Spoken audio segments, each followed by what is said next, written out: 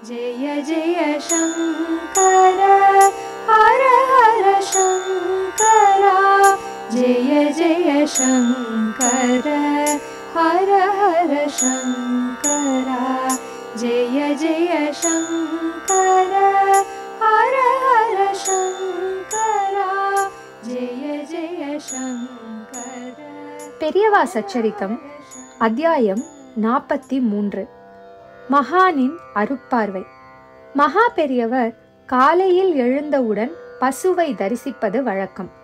பசுமாடுகள் கட்டியிருந்த கொட்டகை ஒன்றில் மகான் அமர்ந்து மாலை வேளைகளில் உரையாடுவது வழக்கம். சுற்றியிருக்கும் மக்களை கொசுக்கள் பிடுங்கி எடுக்கும். மகான் மட்டும் எதை பற்றியும் சிந்திக்காமல் தான் சொல்ல வேண்டியதை மட்டும் சொல்லிக்கொண்டே இருப்பார். அந்த கொட்டகையில் உள்ள ஒரு பசு நிறைமாத கர்ப்பிணியாக இருந்தது. பேறு காலம். அதனால் பசு வேதனைப்பட்டு கொண்டே இருந்ததே தவிர அதனால் கன்றை ஈன்றெடுக்க முடியவில்லை. வைத்தியர்கள் வரவழைக்கப்பட்டனர். கால்நடை துறையில் சிறந்து விளங்கும் டாக்டர்கள் அவர்கள். ஒருவர் அல்ல, காஞ்சி மகான் மடம் என்பதால் 6 பேர் வந்திருந்தனர். பசுவை நன்றாக பரிசோதித்து பார்த்த அவர்கள் பசு ஏன் இன்னமும் பிரசவிக்கவில்லை என்கிற காரணத்தை கண்டுபிடித்தனர். கன்றுக்குட்டி வயிற்றுக்குள் இறந்து போயிருந்தது. அதை வெளியே எடுக்காவிட்டால் பசுவும் இறந்துவிடும். இந்த 6 பேரும் ஏகோபித்து சொன்ன முடிவு அது. இதை கேட்ட நிர்வாகிகள் நேராக மகானிடம் போய் மெதுவாக விஷயத்தை சொன்னார்கள்.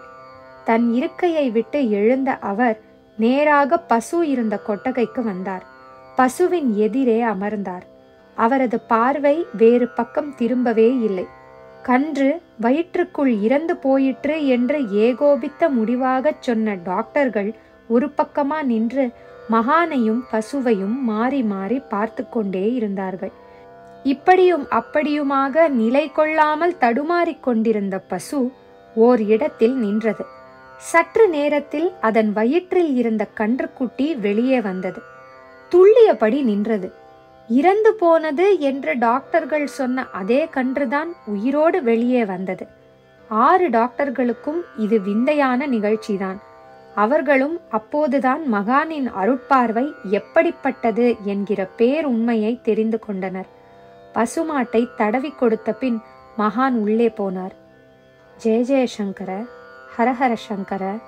மகா பெரியவா சரணம்.